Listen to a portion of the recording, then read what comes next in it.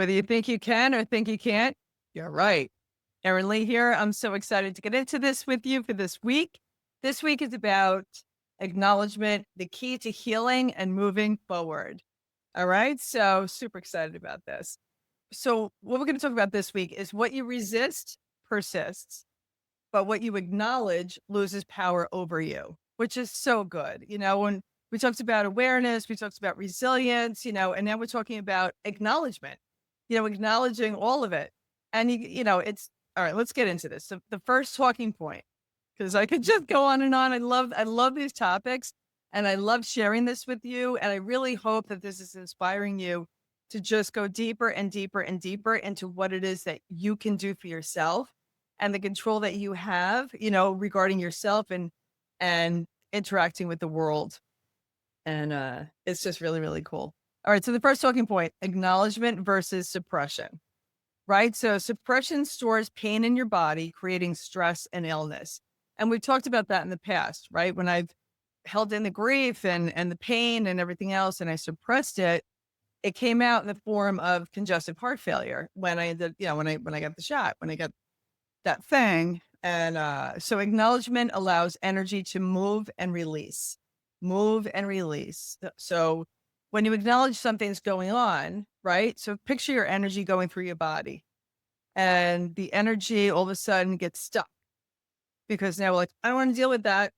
I don't want to look at that. I don't want to acknowledge that. So now it's stuck.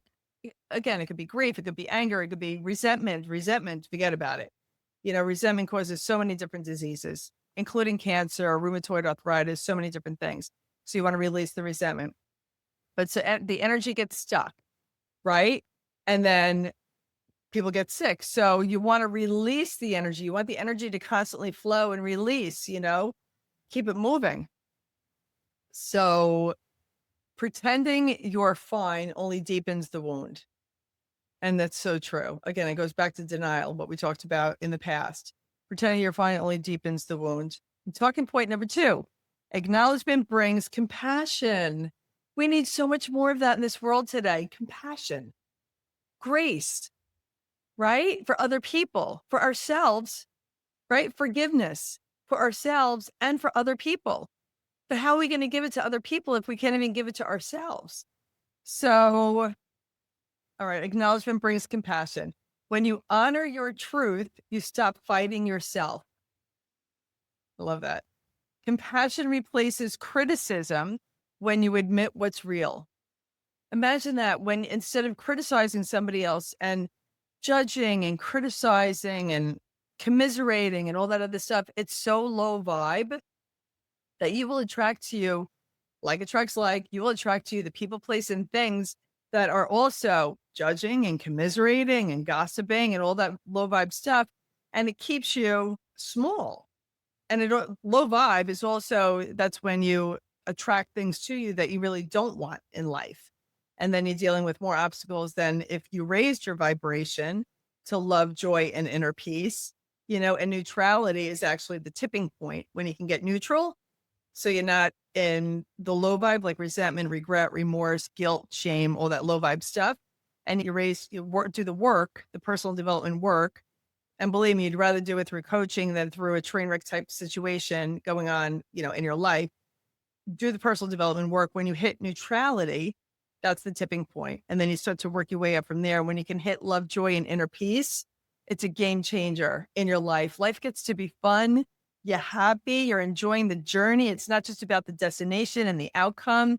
You're loving the journey and the curiosity and the mystery of what's going to happen next. And, obstacles pop up, but we talked about resilience and we talked about, just all these other things that when they pop up, now you have the skills, you have the tools in your toolbox to be able to deal with it and get to the other side of it. Whether it's the pot of gold, it's the rainbow, because you've gone next level. Whenever you conquer any kind of fear, any kind of obstacle, on the other side of it, you always grow. Your soul is called to grow. It wants the growth, right? So, okay. So the second talking point, I'm sure compassion replaces criticism when you admit what's real. Self-acknowledgement makes it easier to extend grace to others. So when you can acknowledge that you're not perfect, I'm not perfect. Nobody's perfect. Nobody on this planet. I don't care what human being you're talking to. Nobody on this planet is perfect. The only thing perfect about every single one of us is our spiritual DNA. That's it. Otherwise, we all have flaws. We all have our God-given gifts that we've come to this planet to, to utilize and put into work. And our gifts are very, very everybody's gift is different. I used to think that everybody was here to make impact and change people's lives and empower people and everything like because you think everybody's like you. And no, everybody has their own God-given gifts. Whether you're building bridges or digging tunnels or these are your gifts. And we're here to make this world a better place for the highest good of all concerned. So really, really cool. All right. So that's the second talking point. So when you self-acknowledge, it makes it easier to extend grace to others because when you actually see and realize like you don't want to be the smartest person in the room if you're in the wrong room because you always want to grow, right?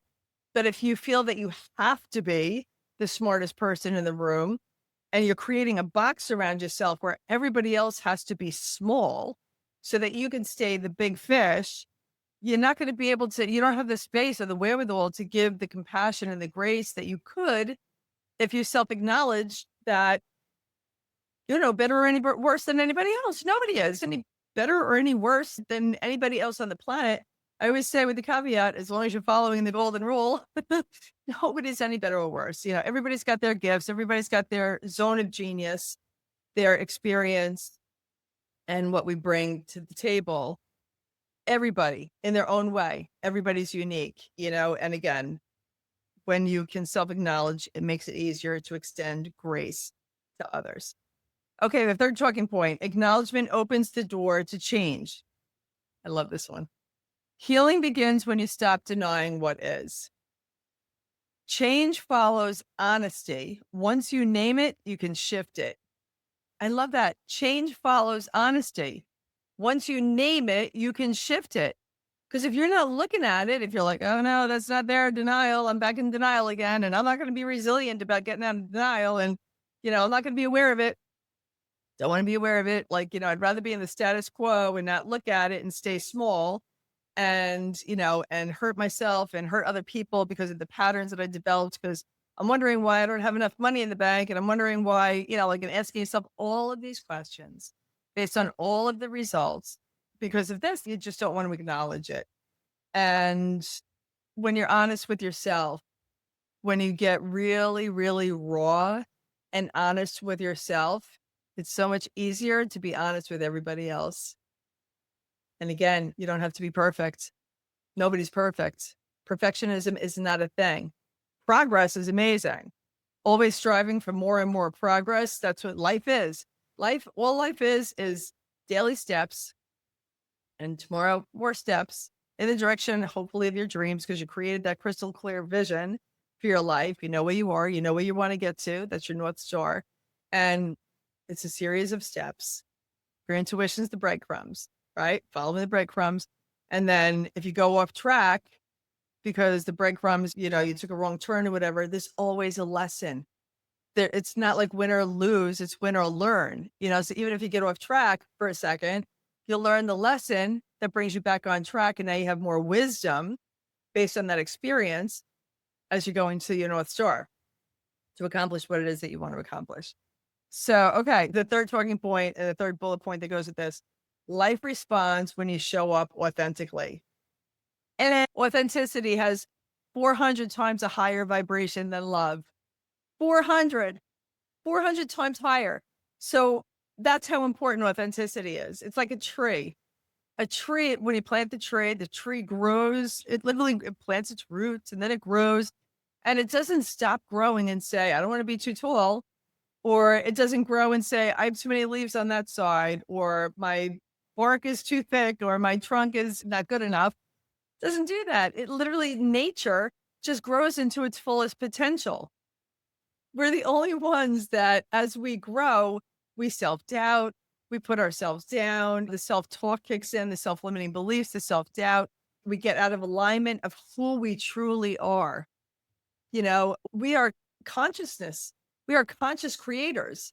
That's who we are. We are consciously creating every single minute of every single day in our life, good and bad, because what we're thinking about and what we're speaking about is what we take action on or inaction. It's up to you because you have choice. And that's what we're creating. So when you are standing in your authentic power as your authentic self, you're unstoppable. Authenticity is one of the most important, it is the most important thing. When you're standing in your authentic power as your authentic self, you are unstoppable. And again, doing everything for the highest good of all concerned, following the golden rule. We are one. We're all connected. We're one big family here. Separation's an illusion, and understanding when you're in your authentic power, it affects everybody around you. When you're in your authentic self, you feel so good about yourself and everybody around you feels it. You can feel somebody when they enter the room if they're not feeling good about themselves, and you can feel it if they are. And there's a big difference between being confident and being like arrogant. There's a big difference. And you can feel both. You can feel the difference. So I really want you guys to work on becoming more and more and more authentic each and every day. And all that means is giving up the self-limiting beliefs, giving up the self-doubt, giving up the fear, and remembering who you truly are. It's not just about becoming what you want, that vision. It's amazing. It's important. It's huge. Like that's your conscious creation as you're going through life. More importantly, and most importantly, is about remembering who you truly are. And in order to do that, we have to strip away all the beliefs that we took on from other people, well-meaning people that loved us. And it could be teachers, bosses, family, anybody from birth to 8 years old.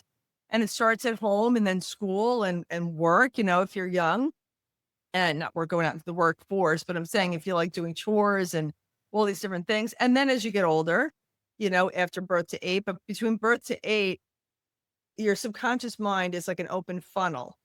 And that's where all the beliefs is stored. And then you build patterns around those beliefs and you protect it with everything you've got. And then you make excuses for them, no matter what. Like you will not let those beliefs go away because you took them on as truth, but they're other people's truth, other people's beliefs. And they had self-limiting beliefs that they imposed on us, generationally or just from school or whatever it is. So regarding the authenticity, you want to strip away other people's self-limiting beliefs that were imposed on us. They're not ours. And you can do it. You can reprogram your subconscious mind. The brain is literally like a supercomputer, and nobody has ever seen the mind. The mind can be anywhere. Everybody thinks the mind is here. I'll say, picture the inside of your stomach, the digestional tract, and your mind goes there. Feel the bottom of your foot. Your mind goes there. Your mind is all over the place. Picture yourself at your parents' house. Now your mind is all the way over there. Right? So the brain is the supercomputer. And then regarding the mind, you have the conscious mind, you have the subconscious mind, and you have the superconscious, which I call the divine download, the superconscious.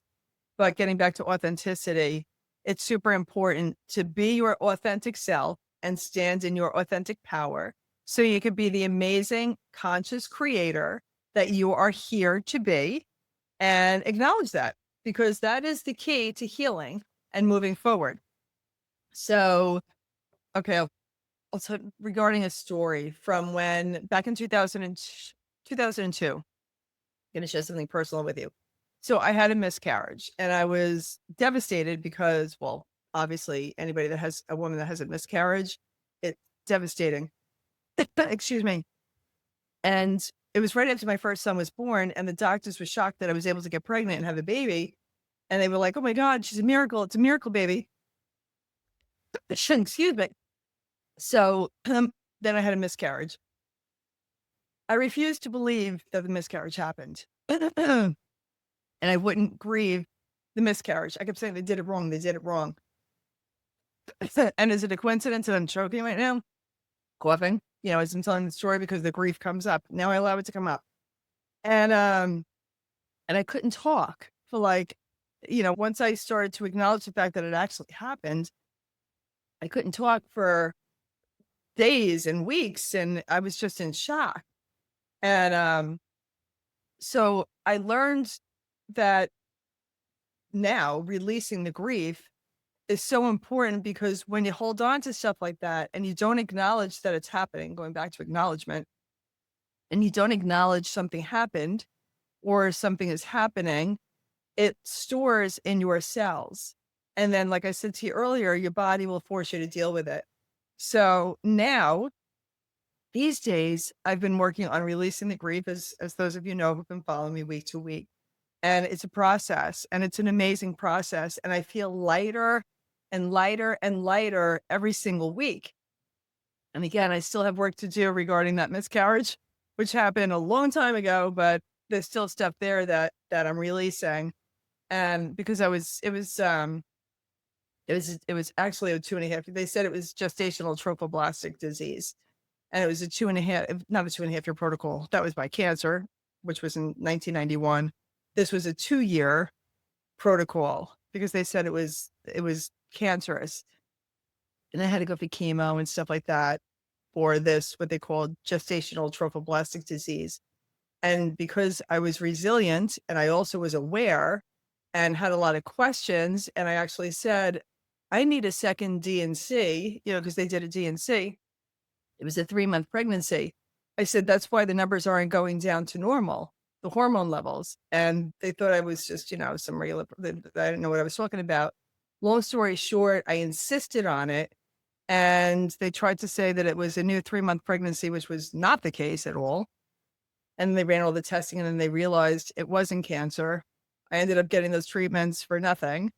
And it was just what they called an incomplete evacuation. So when I ask you, to acknowledge what's going on in your life and be aware of what's going on in your life and be resilient, I'm doing it because I've been there and I know how important it is and how life-saving, life-changing, life-transforming it can be for you to go from where you are to where you want to be. Not where other people see you, not where other people place you. You have the control to go from where you are to where you want to be. Okay? All right. So the exercise for this week is stand in the mirror and simply say, I acknowledge this is how I feel right now, and it's okay. I acknowledge this is how I feel right now, and it's okay. It's a powerful exercise. You looking at you in the mirror and look into your eyes, the window to the soul, your higher self, and just say that I acknowledge this is how I feel right now, and it's okay. And if you cry, it's okay. If you laugh, it's okay. No matter how you're feeling, it's okay. All right. It's a great exercise. It's powerful. So, all right. Well, thank you so much again for this week. And I would love for you to hit the subscribe to see all the other videos that we have coming down the pike. And if you like this video, hit the like button. And I would love to speak with you. You can always reach out to me at scheduleerin.com. That's scheduleerin.com. Look it on the phone. You can tell me about where you are, where you want to be, and how I can help support you to help you get there. Okay. And then there's the Life on Track course. You can learn more about all of what we're talking about here at the lifeontrackcourse.com. Go to that website and you'll see everything there. And I look forward to connecting with you. Until then, have a magnificent day. And always remember to live onward and upward.